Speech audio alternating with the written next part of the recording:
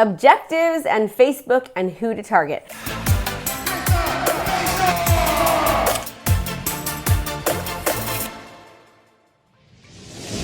This question is from Bart N. He says, can you explain the benefit of using the reach objective for the top of funnel compared to the video view objective for optimization? So here's the deal.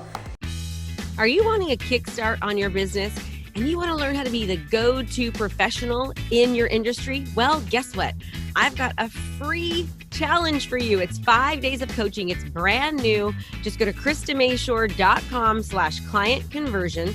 That's KristaMashore.com/client conversion. And you'll get a free training with me for 5 straight days that's going to help kickstart you as the go-to professional in your industry. So sign up and I'll see you there.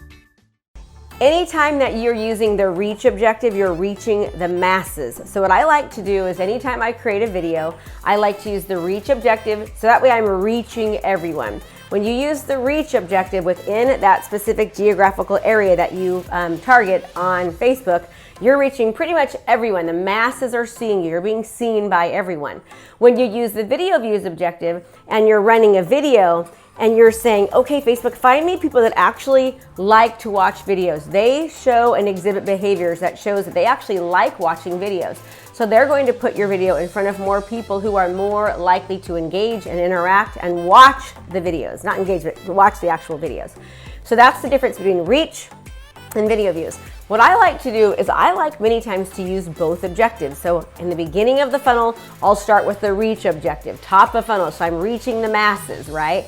And then people that watch that video, then I'll retarget them to continue to watch more videos that are similar to the first video that I did. Sometimes I'll still just do reach, and sometimes I will do video views objective because I want Facebook to put my video that is in front of people that like to watch video. So that's the difference between the different types of objectives. Remember, when you're using different objectives on Facebook, it's important to kind of sort of intermingle. You never know when people, where they're entering the life cycle. You don't know if they're just beginning to think about doing something that relates to your business or profession. You don't know if they're making a decision, if they're comparing or contrasting, if they have no idea whatsoever that they even want to utilize your business or service, if they even have an issue or a problem, and you're making them become aware of that. So using different objectives is important.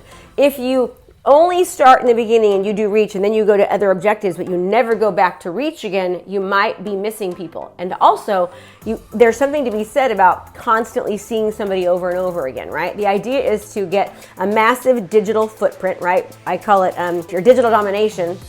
In order to have digital domination, people need to see you over and over and over again. When you use the reach objective, you're being seen by the masses. Everyone's seeing you, and they're seeing you over and over again if you continue to utilize that objective.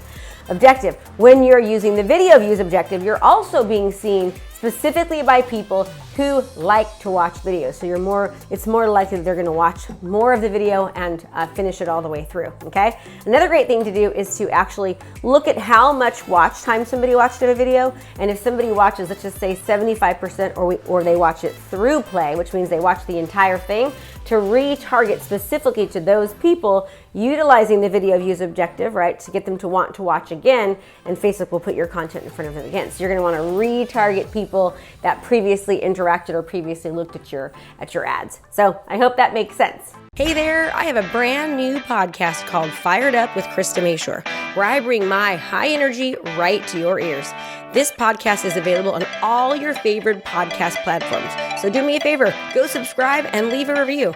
All this information is free and I cannot wait to teach you everything I know. Thanks so much for watching my video. You can learn more about how to be a successful real estate professional by watching other videos that I have. And be sure to subscribe to my channel. And as always, make it a great home selling and buying day.